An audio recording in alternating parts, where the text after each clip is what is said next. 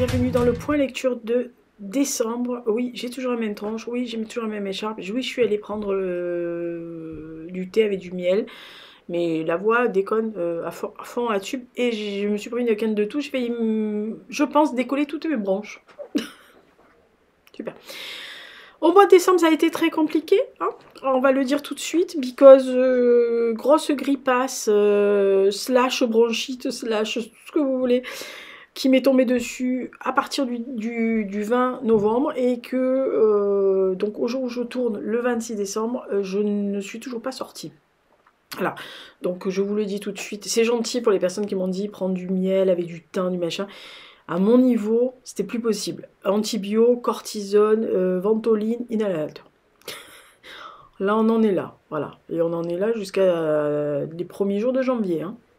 Voilà, non, j'ai pris la dose. Voilà, sans compter les autres avaries qui se sont passées aux papates et aux mains. Ah, je vous dis que la fin de l'année, ça va pas aider Elisa à avoir un cerveau qui fonctionne. Alors, le cerveau anesthésié au moins à la moitié. Donc, j'ai fait au mieux pour lire. J'avais 3 livres que je n'avais pas lus, qui étaient neufs et que je voulais absolument lire. Et là, je me suis dit, c'est pas possible, tu peux pas te permettre de pas les lire. À la rigueur, tu relis pas, mais au moins tu lis. Donc, j'ai mis 2 fois plus de temps à lire ces 3-là. Alors que généralement, ça me fait même pas 2 semaines. Hein. Voilà, la honte. Mais que voulez-vous, le cerveau était très très lent.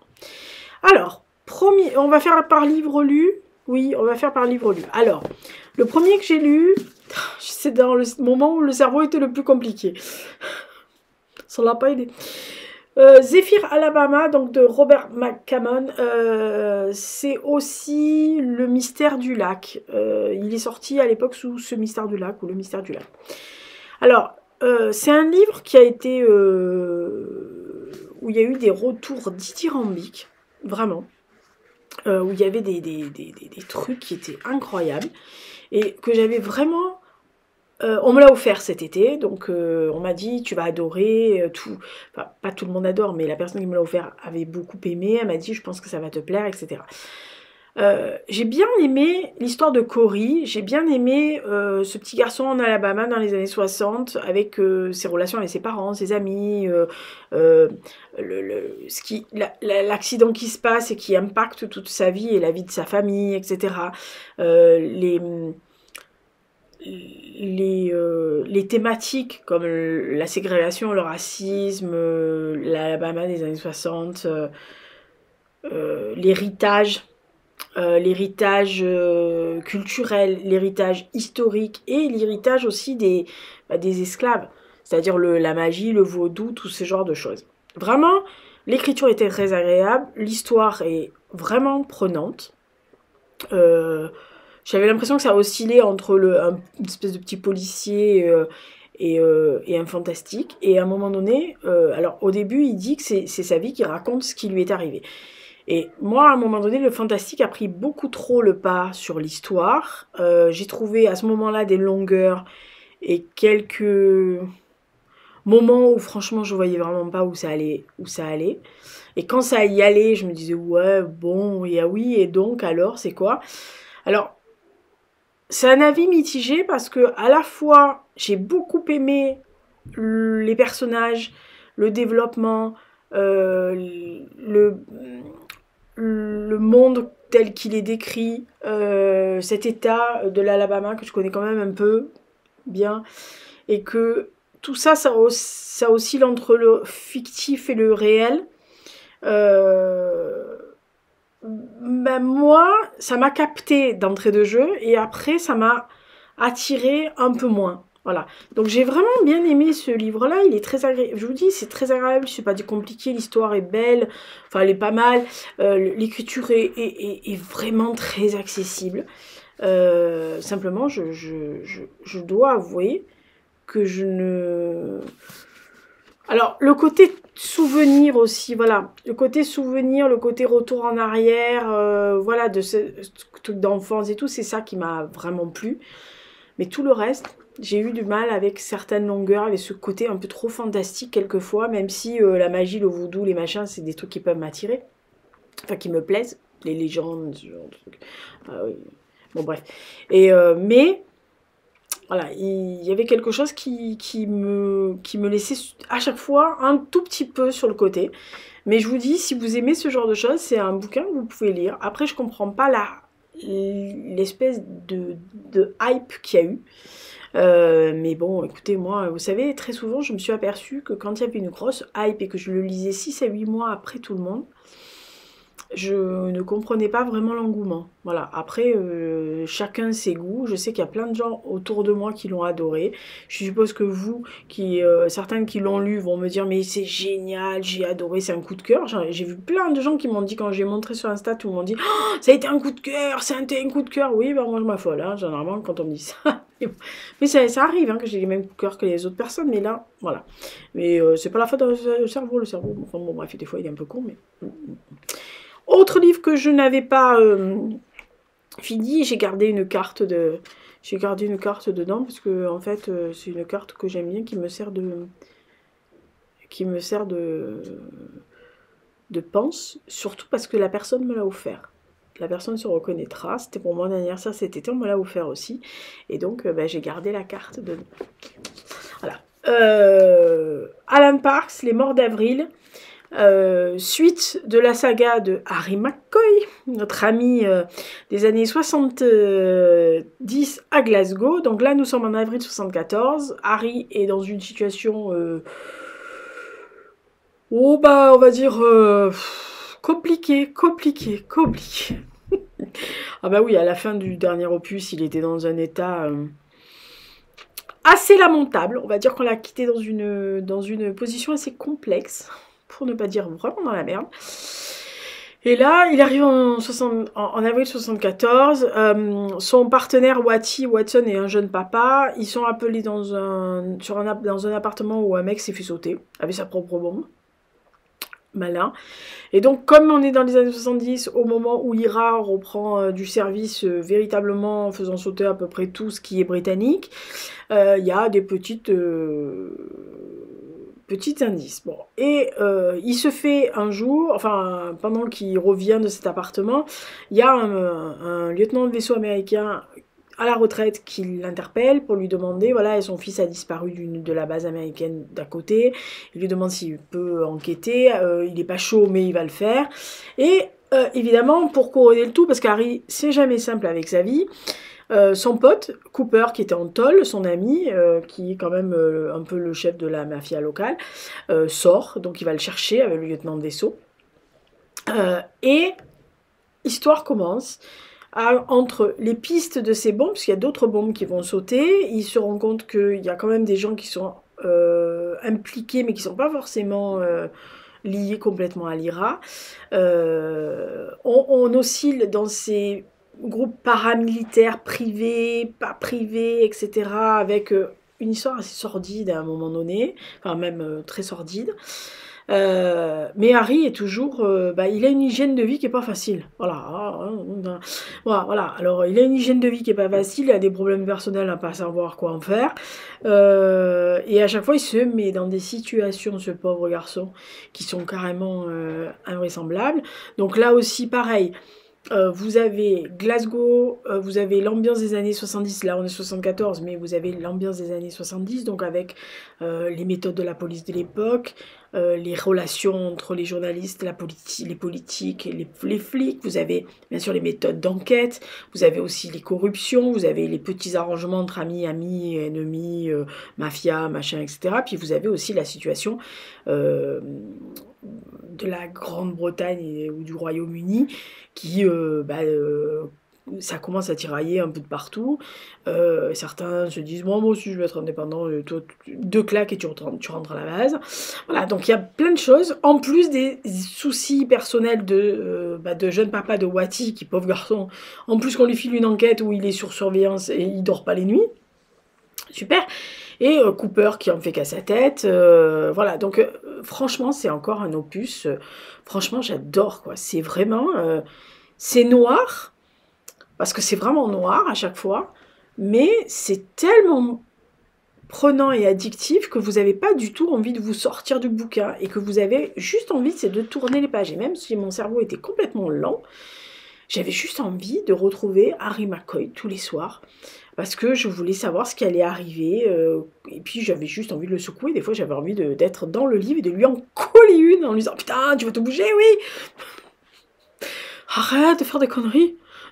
Arrête de boire déjà, ça va nous faire des vacances. Voilà, donc, non mais voilà.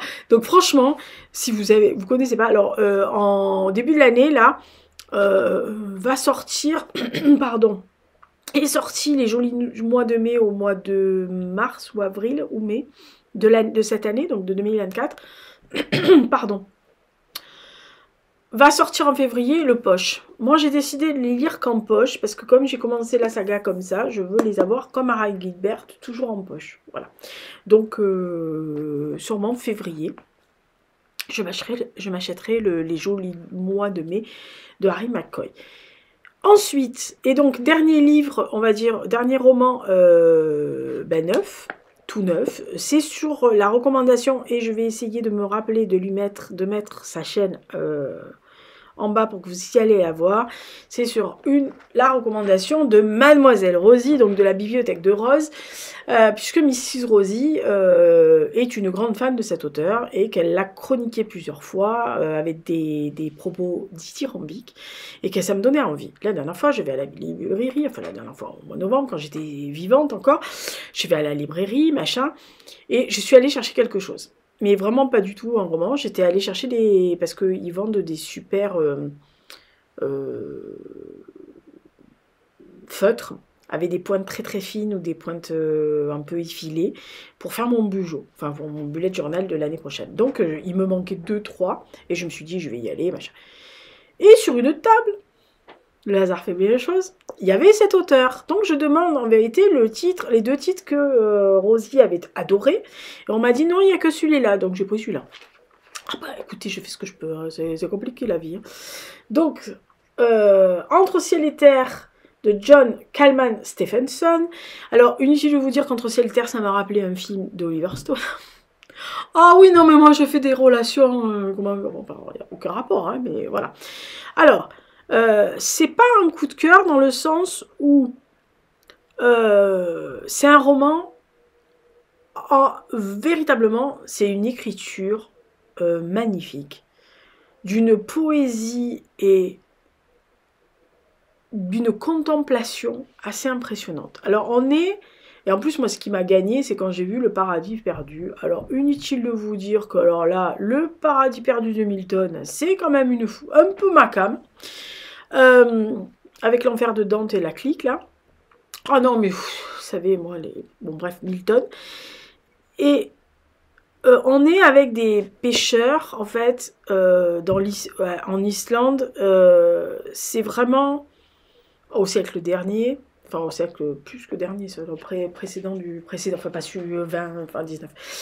Et on suit plusieurs personnages. Et le point de départ, c'est que quelqu'un est en train de lire Le Paradis perdu, il oublie de prendre sa veste, il part en mer avec ses potes, et donc il meurt. Voilà. Et donc, le point de départ, c'est véritablement cet oubli, et son camarade qui va vouloir comprendre, qui va vouloir absolument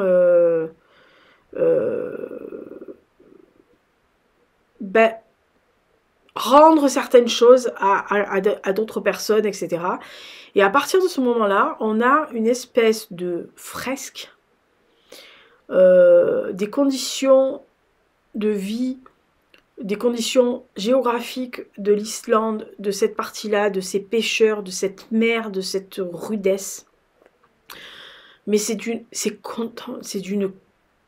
contemplatif. Quelquefois, vous avez des moments où c'est suspendu. Voilà. Il est complètement inclassable, ce livre-là, parce que c'est d'une rudesse et d'une brute. Un peu quand vous êtes en Islande, c'est brut, hein, c'est une nature qui est hostile, hein, c'est très très hostile, hein, glacial, hostile, enfin la totale, quoi.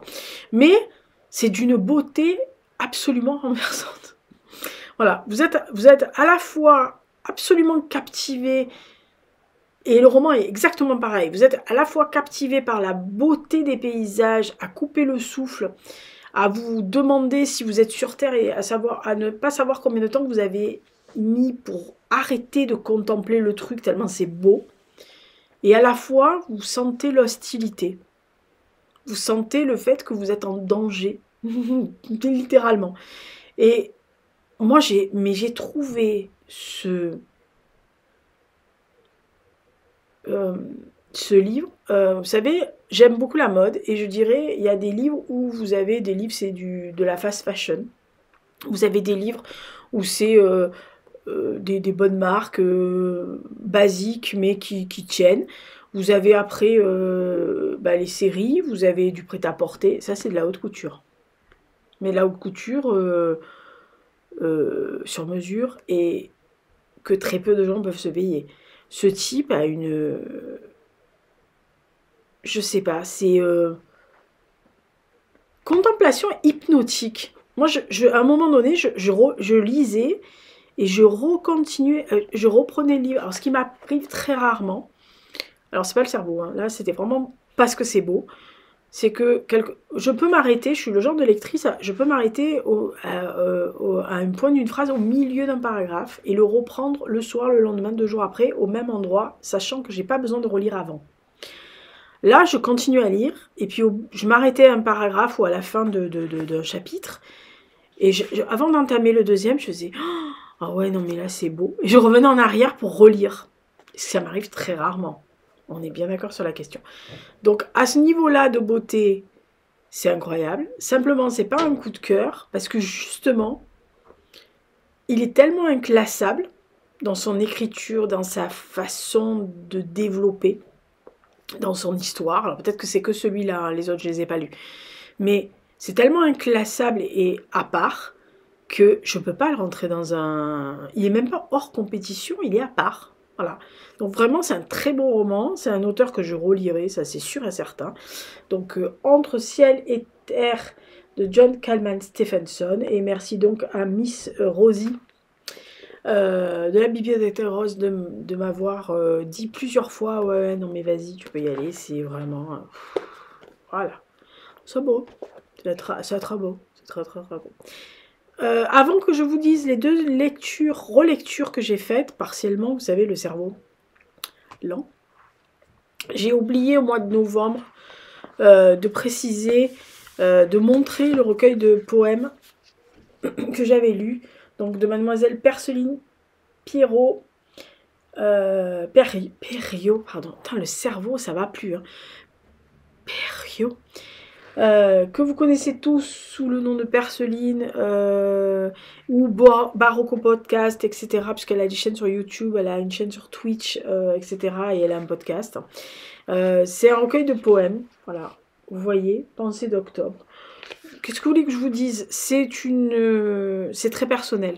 C'est magnifiquement bien écrit, mais ça, je ne me faisais pas de doute sur la question. Je n'avais pas de doute sur la question. Par contre, c'est très très personnel. Vraiment, c'est des très beaux textes, des textes assez courts. C'est de la poésie, hein. Voilà. Mais il y a des moments où je me suis reconnue dans des trucs. D'autres où j'ai découvert des choses, mais vraiment, c'est voilà, ce genre de choses, j'adore faire ça. Moi aussi, j'avais fait ça. Alors, ce genre de choses, je l'avais fait dans le cadre de la francophonie, où ils nous avaient imposé des mots à mettre avec, mettons, 16 mots, et imposer 5-6 mots à caser au milieu. Alors, pardon. Ça va être l'enfer. Je vais pas arriver à finir.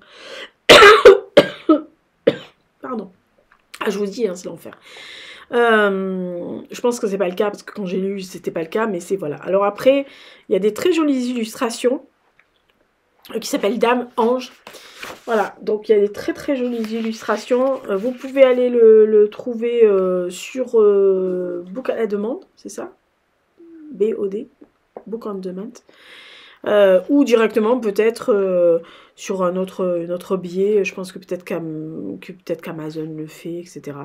Mais voilà, n'hésitez pas, si vous aimez la poésie, si vous voulez soutenir Perceline, sa chaîne et l'écrivaine, la dramaturge, la comédienne, bref, l'artiste dans sa puissance, allez-y, parce que c'est toujours très sympa je vous le dis tout de suite, de soutenir des artistes.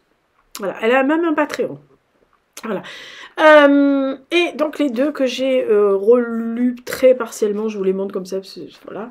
Là, Les Chants d'honneur de Jean Rouault, merveilleux livre sur la Première Guerre mondiale, l'impact que ça a eu sur les familles fracassées, des gens qui sont là mais qui sont pas là, qui sont absents, et tous les disparus qui hantent encore les gens, mais c'est d'une puissance ce livre, je l'avais adoré quand il était sorti en 90, d'ailleurs il a eu le prix Goncourt, mais j'ai eu, et de le relire partiellement, je me suis encore, il y avait encore des passages entiers que je me rappelais.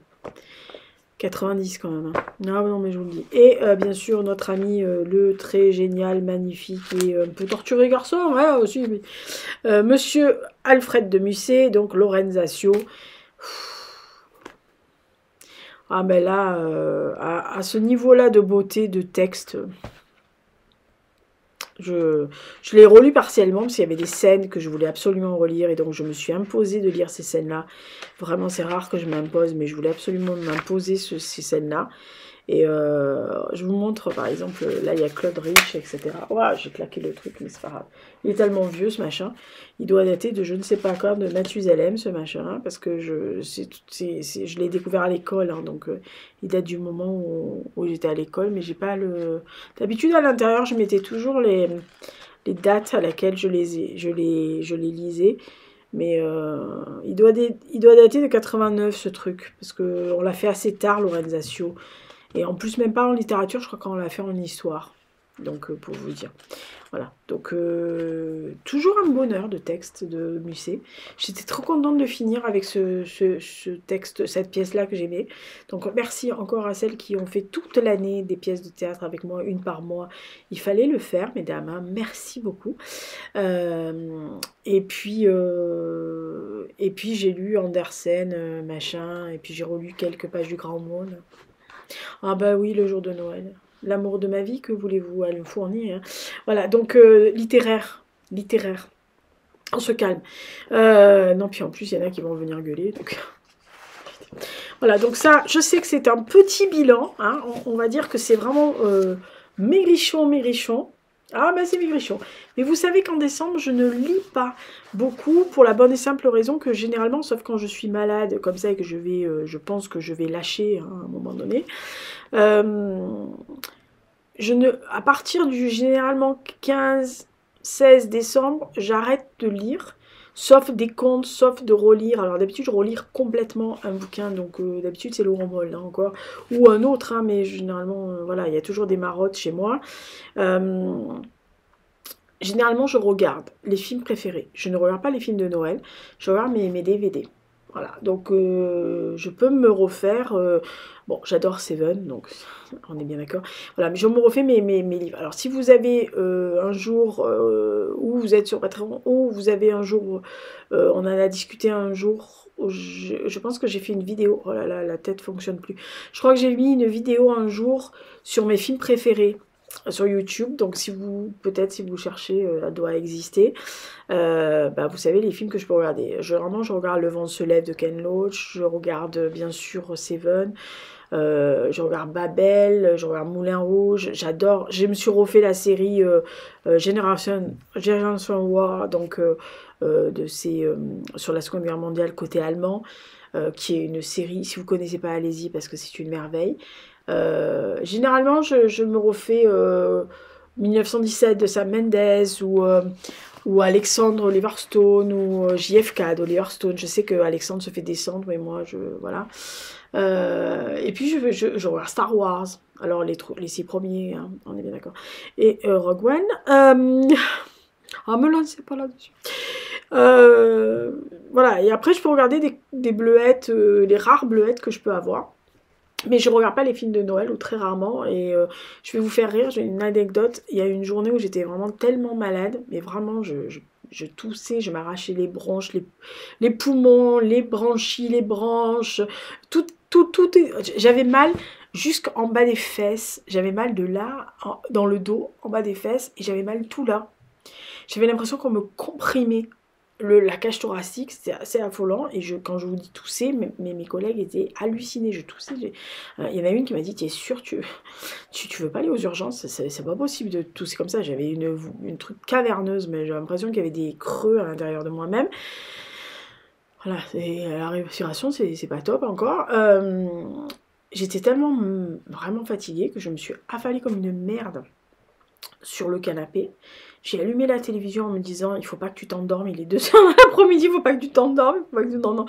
Parce que sinon, je peux pas, en plus je dormais pas, enfin voilà, en plus à un moment donné, j'étais tellement fatiguée, je suis arrivée à dormir 12 heures dans une journée, enfin une nuit plus le matin, alors que généralement, moi, à 5h du matin, je suis en mode, I like to move it, et j'ai dormi 6h30. Voilà, donc vraiment, j'étais au bout de ma vie, vraiment là, j'avais pas été à ce point malade avec une espèce de grippe bronchique depuis au moins 20 ans. Voilà, ma faute, ma bad. Because d'habitude, je me fais vacciner fin octobre. Là, j'avais un énorme rhume, mais un rhume basique. Hein. J'ai pas voulu me faire vacciner. Je me suis dit, je vais attendre mi-novembre, comme ça au moins, le temps que ça passe, ça durera plus longtemps sur le printemps. Eh ben, bien fait pour ta gueule. Voilà. Parce que au moment où j'ai voulu me faire vacciner, j'étais en mode mourir. Voilà. Ah, c'est bien fait pour ta gueule. Voilà, et donc je me suis mise sur le canapé, j'ai allumé la télévision, je suis tombée sur un film de Noël. Moi, meilleure amie est mort de rire. Depuis, elle se fout de ma gueule. Et j'ai regardé le film de Noël et j'ai appelé meilleure amie, non, c'est pas mal, elle m'a dit, tu es malade. Voilà, donc j'ai suivi, hein, j'ai tout compris au film de Noël. C'est bien. Voilà, donc pour vous dire à quel point j'en étais. Mais généralement, je regarde plutôt mes films, plutôt que de regarder les films de Noël. Voilà, bon, allez. Point lecture, dernier point lecture de l'année fini, vous êtes tranquille jusqu'à l'année prochaine.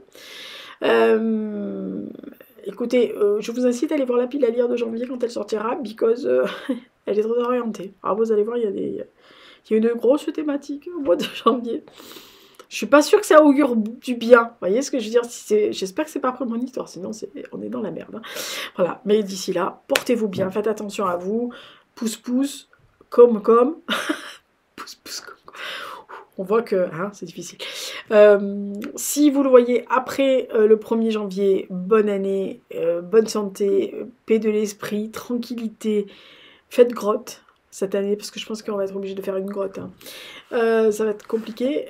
Si vous le voyez avant le 31, eh ben, écoutez, bonne fin d'année. Si vous ne savez pas quoi faire le 31 décembre, 21h, libertéfm.fr, Bibi sera en live. Si la voix survit, mais vous inquiétez pas, le lutin a tout prévu. Mon lutin, ingénieur son, machin, il a tout prévu. On a pris beaucoup plus de chansons qu'on peut en diffuser théoriquement en 3h30, au cas où il y a une baisse de régime de Lisa et qu'elle s'étouffe et qu'on soit obligé de passer vite une chanson pour éviter que je tousse à l'antenne pendant 10 minutes ou 2 minutes et que les gens se demandent si je vais pas crever dans l'instant en live. Voilà. Donc d'ici là, portez-vous bien, faites attention à vous. Merci d'avoir été toujours au rendez-vous pour les points lecture. Merci de votre présence et on se donne rendez-vous, écoutez, prochaine vidéo. Je ne sais pas laquelle puisque de toute façon je vais sortir 3 ou 4, 5 vidéos à la suite, que ce soit les bilans, le point lecture, les top 10 des romans, les projets de 2025, etc. Donc vous aurez et le programme culturel, le bilan du programme culturel. Donc il y aura pas mal de vidéos, de visu ou pas, mais en tous les cas, je ne sais pas dans quel ordre je vais les sortir.